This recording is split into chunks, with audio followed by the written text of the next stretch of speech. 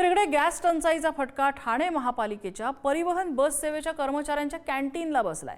ठाण्यातील परिवहन बस डेपोतल्या कर्मचाऱ्यांचं कॅन्टीन गॅस सिलेंडर उपलब्ध नसल्यामुळे बंद आहे। ठाण्यात गॅस सिलेंडर उपलब्ध नसल्याने वागळे इस्टेट इथल्या बस डेपोमधल्या कॅन्टीनला टाळं लावण्यात आलंय। परिवहन बस सेवेतल्या कर्मचाऱ्यांची त्यामुळे मोठी गैरसोय होते। वसई विरारमधील 30% हॉटेल बंद झालेली आहेत। हजारो कर्मचाऱ्यांवर त्यामुळे उपासमारीची वेळ आली आहे। परिस्थिती अशीच राहिल्यास 60% हॉटेलही बंद होऊ शकतात। वसई विरार शहरात मागील काही दिवसांपासून व्यावसायिक एलपीजी गॅस सिलेंडरचा तुटवडा निर्माण झालाय। गॅस पुरवठा बंद झाल्यामुळे हॉटेल व्यवसायावर मोठा परिणाम झाला असून आतापर्यंत शहरातील सुमारे 30% हॉटेल बंद झाली आहेत। वसई विरारमध्ये 350हून अधिक बार आणि रेस्टॉरंट आहेत, मात्र गॅस उपलब्ध नसल्यानं अनेक हॉटेल चालकांना व्यवसाय बंद ठेवण्याची वेळ आली आहे। सध्याची परिस्थिती कायम राहिल्यास पुढील 1-2 दिवसात 60%हून अधिक हॉटेल बंद होण्याची शक्यता असल्याचं वसई तालुका बार अँड रेस्टॉरंट असोसिएशनचे अध्यक्ष मोहन शेट्टी म्हणतात। आता असा विचार चालू आहे का जीव द्यायची पाळी आली।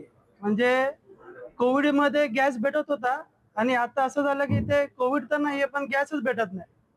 आणि आता स्टाफ असे आहे का म्हणजे ते एक तर गावावरून येतात, आता त्यांना परत पाठवायला म्हणजे परत ते येण्याचं जाम मुश्किल झालंय, असं झालंय। आणि खूप म्हणजे खूपच वाईट परिस्थिती झालंय।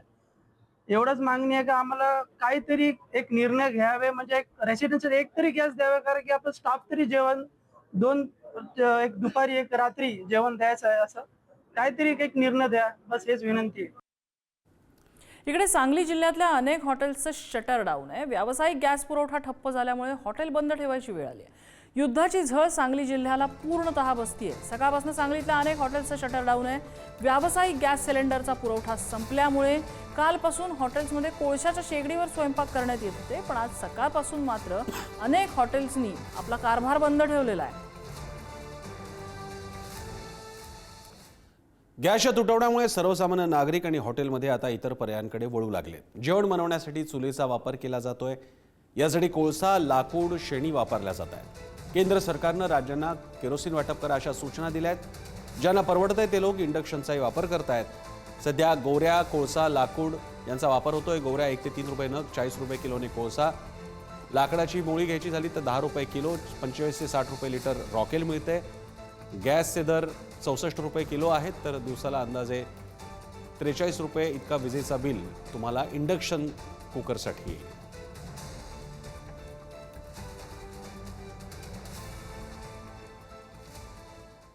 व्यावसायिक गॅस मिळत नसल्यामुळे नागपुरातील हॉटेल्समध्ये शेगडी सुरू झाली आहे। महाल इथल्या श्रीकृष्ण दुग्धालयात कोळशाची शेगडी वापरली जाते। कोळशाच्या शेगडीवरती इथे खाद्यपदार्थ बनवले जात आहेत। शिवाजी पुतळा चौकातील श्रीकृष्ण दुग्धालय सुमारे 70 वर्ष जुनं प्रसिद्ध असं रेस्टॉरंट आहे। कालपर्यंत एलपीजी सिलेंडर होते, मात्र आता गॅस संपल्यानंतर कोळशाची शेगडी सुरू करण्यात आली। सिलेंडर संपल्याने 4000 रुपयात वेळेवर शेगडी विकत घ्यावी लागली। आधी कढी, मग चना रस्सा आणि ग्राहकांना ते गरमागरम मिळतंय, मात्र आता शेगडीवरती गरम करून ते काउंटरवरती ठेवावं लागतंय। गॅस सिलेंडर बंद झाल्याने किंवा त्यांची विक्रीवर निर्बंध आणल्यामुळे त्याचा फटका जो आहे तो आता हॉटेल्सनाही दिसून येऊन राहिलेला। सध्या आपण आहोत नागपुरातील महाल परिसरामधील श्रीकृष्ण दुग्धालय या रेस्टॉरंट कम हॉटेलमध्ये। अतिशय जुनं असं हे हॉटेल आहे। अनेक दशकांपासून आपल्या वेगळ्या चवीसाठी हे हॉटेल प्रसिद्ध आहे। मात्र आता आपण पाहू शकतो की इथे जे कमर्शियल सिलेंडर्स होते आणि त्याच्यावर चालणारी जी गॅस भट्टी होती ती पूर्णपणे बंद ठेवण्यात आलेली आहे, ती बंद झालेली आहे। आणि आता इथे नवीन शेगडी आणलेली आहे, कोळशाची शेगडी आहे, ही लाकडांची शेगडी आहे आणि त्याचा वापर होतोय।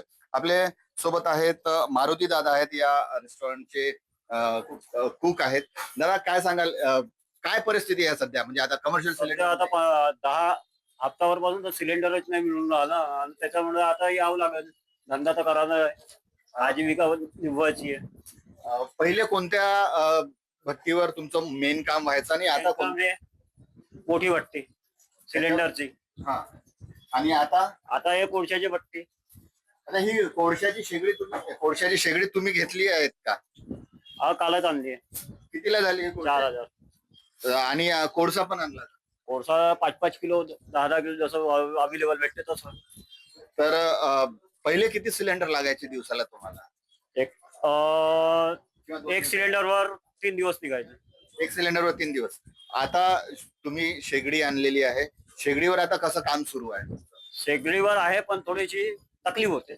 जितेंद्र शिंगाडे, पुढारी न्यूज, नागपूर. तिकडे लाकूड सुद्धा गॅस इतक्याच किमतीला मिळत आहे. 1 किलो लाकूड 6 ते 7 रुपये इतक्या किमतीनं वखारीवर मिळत आहे. 4 जणांच्या कुटुंबाला तब्बल 5 मण म्हणजे जवळपास 200 किलो इतकं लाकूड लागू शकतं, ज्याची किंमत होईल 1200हून अधिक.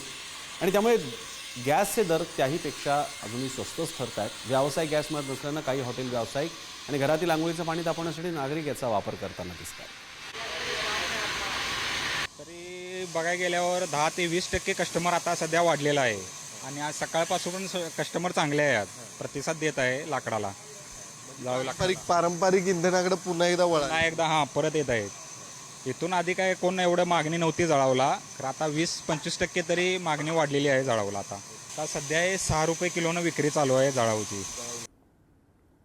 इकडे धुळ्यात सूर्यकिरणांपासून स्वयंपाक बनवणारा सोलर कुकर आता वापरला जातोय. धुळ्यातले प्रोफेसर अजय चांडक यांनी हे संशोधन केलंय.